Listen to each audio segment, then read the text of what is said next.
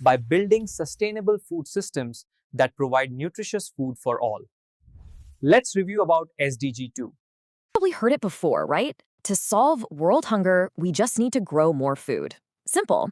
But what if I told you a country could have tons of food and its people are still going hungry? That's the paradox we're diving into today, and trust me, it's way more complicated than it looks. Yeah, this question right here, it gets straight to the point. How is it even possible for a country to be a huge food producer, but at the same time struggle to feed its own people? It doesn't add up, does it? Well, that's the puzzle we're going to try and solve together. So, the whole world is actually working on this. It's part of the UN's big plan, called Sustainable Development Goal 2, or SDG 2. The name is super simple: zero hunger. But, and this is a big but, it's not just about filling stomachs. It's about getting the right kind of food, the nutritious stuff, and making sure the whole system can handle whatever the future throws at it.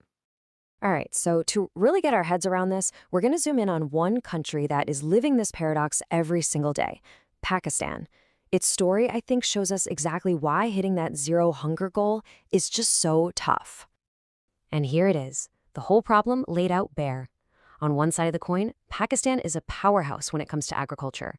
On the other, it's officially labeled as having a serious level of hunger. I mean, how can those two things exist in the same place at the same time? It's a real head-scratcher. And if you want a number to really drive that home, look at this. On the Global Hunger Index, which ranks 123 countries, Pakistan is number 106. 106. That's not just some random data point. That puts it way down there with the most food-insecure countries in the world, even with all that farmland. And let's be clear, this isn't just about rankings. We're talking about real people, 11 million of them, just in the rural parts of the country, are facing what's called crisis or emergency levels of food insecurity. That's a huge number. 11 million people in a country that grows so much food struggling right now for their next meal. It's a lot to take in.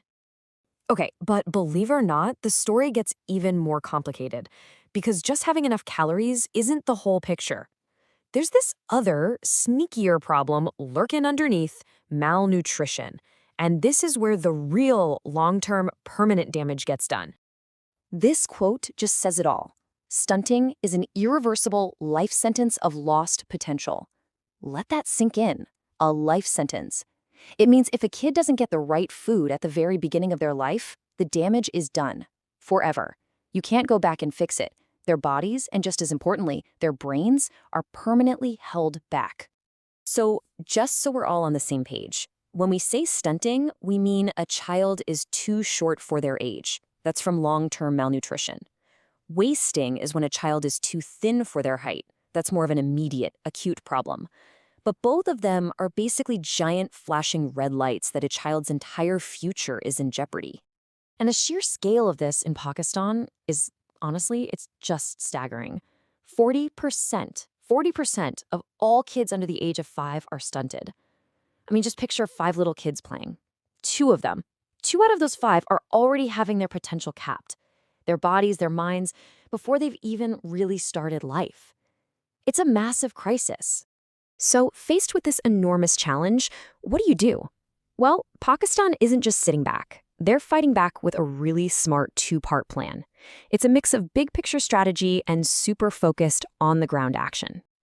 Okay, so part 1 is the blueprint. It's the National Food Security Policy from 2018. You can think of this as the master plan, the big strategy guide designed to tackle this whole mess from every direction.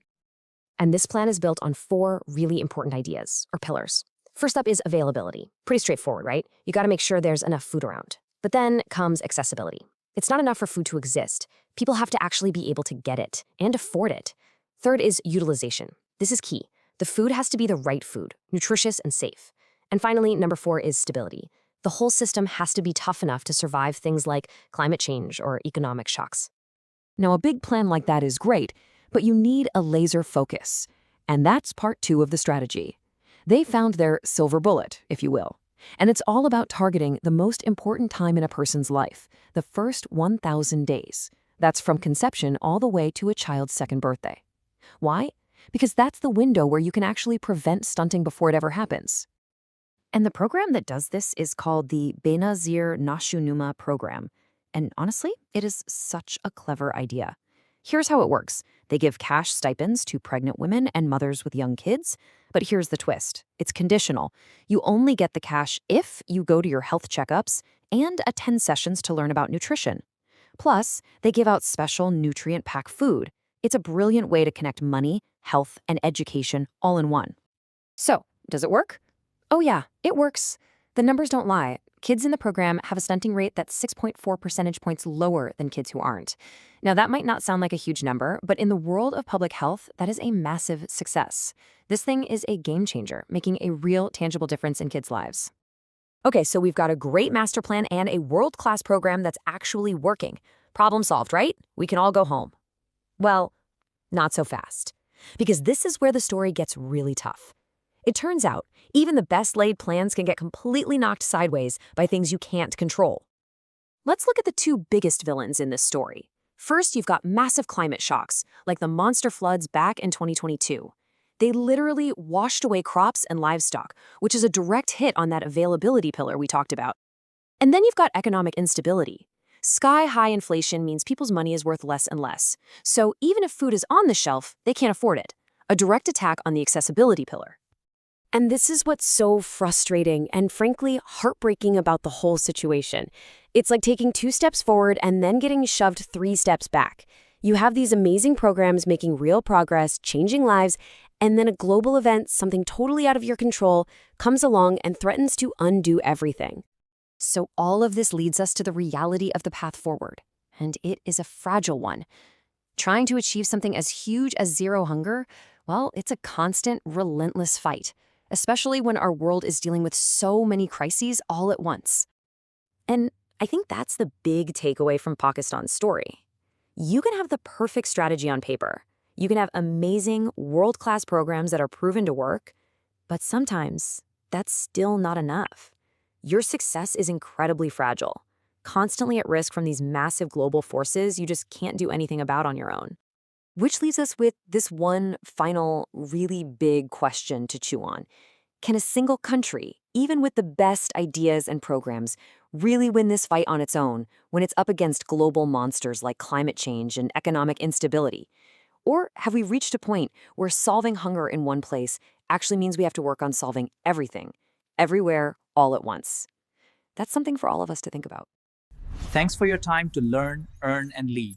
This is Mohammad Zishan Awan, Advocate High Court. To join Vision 2047, please register with us and be part of the transformation.